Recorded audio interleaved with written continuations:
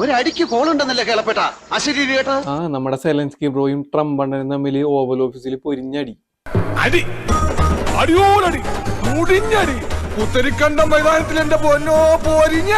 സത്യത്തിൽ നമ്മുടെ സെലൻസ്കി അണ്ണൻ സ്വന്തം സ്ഥാപക ജംഗമ വസ്തുക്കളൊക്കെ ട്രംപ് അണ്ണന് തീരെഴുതി കൊടുക്കാൻ വേണ്ടിയാണ് പോയത്.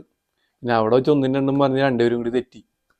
ഞാനും ജോർജിയുമായിട്ട് അടിച്ചു പിരിഞ്ച് ദുഷ്മൻ.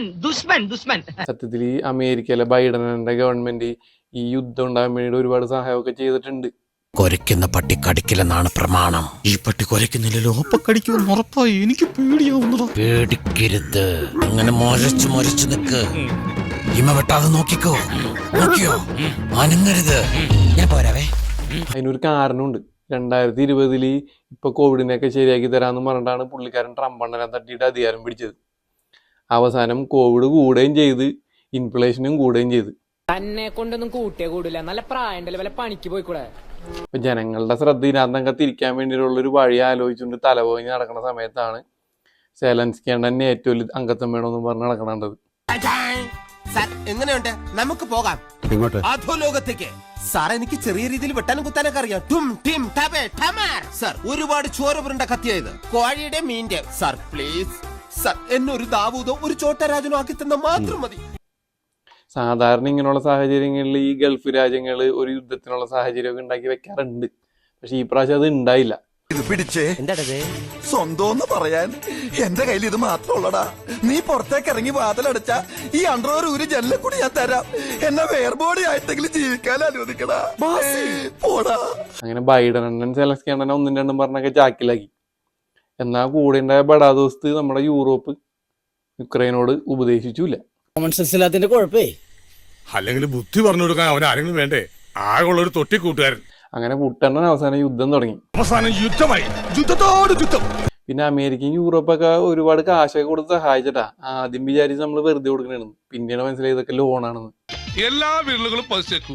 തള്ളവിരൽ, ചെറുവിരൽ, ചൂണ്ടുവിരൽ, ചൂണ്ടാത്ത വിരൽ, മുച്ചാനുവിരൽ, നടുവിരൽ എല്ലാം പതിച്ചേക്കൂ. വെടിക്കെട്ടിന്റെ പരിപാടിയാണല്ലോ. ഏത് വിരലാ എപ്പോഴാ തെറിച്ചു പോകുന്നു പറയാൻ പറ്റില്ലല്ലോ. ഇതെന്റെ കടിഞ്ഞൂൽ കൊടുപ്പാണ്. കറക്റ്റായിട്ട് തിരിച്ചു തന്നു. കടം മേടിച്ചാ കൊടുക്കാത്തവർക്ക് നീ ഒരു മാതൃകാ പുരുഷോത്തമനാകണം. ഈ യുദ്ധം മൂർച്ഛിച്ച് കഴിഞ്ഞപ്പോ അമേരിക്കയിൽ ബൈഡനെ കൊണ്ട് ഒന്നും നടക്കൂല എന്ന് മനസ്സിലാക്കി അമേരിക്കൻ അത് എന്ത് ചെയ്ത് പണ്ടത്തെ ട്രംപ് അണ്ണനെ തിരിച്ചു കൊണ്ടുവന്നു. മൂരാച്ചി എന്ന് മുദ്ര കുത്തപ്പെട്ട് 40 കൊല്ലം കുറ്റവാളിയായി ശവപ്പെട്ടി കിടന്ന നേതാവിനെ സത്യം മനസ്സിലാക്കിയ ജനങ്ങൾ പുറത്തെടുത്തുകൊണ്ട് ആദരിച്ചില്ല മനുഷ്യ. പിന്നെ ട്രംപ് അണ്ണൻ വന്നു കഴിഞ്ഞപ്പോ ട്രംപ് അണ്ണൻ ഈ രാഷ്ട്രീയക്കാരനല്ല, പുള്ളിക്കാരൻ ഒരു ബിസിനസ്സുകാരനാണ്. പുള്ളി നോക്കിയപ്പോ $100 ബില്യൺ കൊടുത്തേക്കണ്. ഈ യുക്രൈൻ ആണെങ്കിൽ യുദ്ധം ചെയ്യുന്ന ഒരു സാഹചര്യം കാണുന്നില്ല. എന്നാ പിന്നെ കിട്ടിയത് അവിടെ നിന്ന് വിചാരിച്ചിട്ട് കുറച്ച് ഭൂമിയെങ്കിലും എഴുതി വെങ്ങന്ന് വിചാരിച്ചു. വിളിച്ചു വരുത്തിയ സ്ഥിതിക്ക് നിന്റെ കച്ചവടം പൊട്ടി താക്കോലുമായിട്ട് ഞാൻ പോണുണ്ട്. രാജുട്ട എഴുതി വാങ്ങിയരുടെ ഇവന്റെ സ്ഥാവര ജംഗമോ അല്ല. യുക്രൈന്റെ അവസ്ഥയാണ് പരിതാപകരം. 10,000 മരിച്ച്, ലക്ഷങ്ങൾ പാലായനം ചെയ്ത്, അവിടുത്തെ എക്കണോമി മുഴുവൻ തകർന്ന്. 10-20% ഭൂമി റഷ്യയുടെ കയ്യിലായി. പിന്നെ എല്ലാ തലമുറയും യൂറോപ്പിനും അമേരിക്കയും കടപ്പെട്ടും പോയി. നേറ്റോ അംഗത്തോണെങ്കിൽ കിട്ടിയുമില്ല. ഇതൊരുമാതിരി ഉത്തരത്തിൽ നിന്നത് കിട്ടിയുമില്ല, കഷ്ടത്തിൽ നിന്നത് പോവുകയും ചെയ്തെന്നുള്ള അവസ്ഥയായി. അങ്ങനെ പടക്കടകുദാഹവ എന്തൊക്കെ മേളമായിരുന്നു. പാട്ട്, ഡാൻസ്, കൂത്ത്.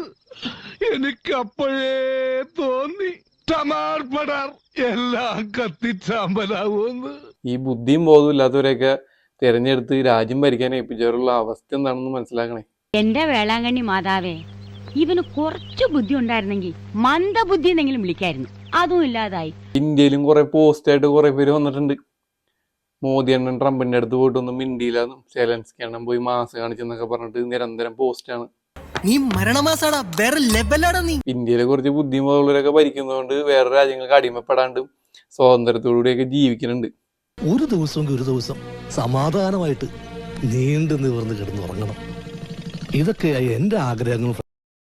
പണ്ട് വിചാരിച്ചിരുന്നത് ആം ആദ്മി പാർട്ടിക്കാർക്ക് കുറച്ച് ബുദ്ധിയും ബോധമൊക്കെ ഉണ്ടെന്നാണ്.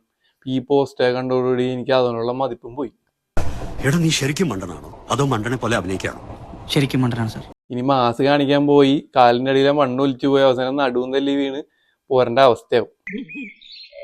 വീണതല്ല, സാഷ്ടാംഗം പ്രണമിച്ചതാ. എന്തായാലും ട്രംപ് അണ്ണൻ പറയണത് ഈ യുദ്ധം അവസാനിപ്പിക്കുന്നതാണ്. എന്ത് വില കൊടുത്തും ഈ യുദ്ധം അവസാനിപ്പിക്കും.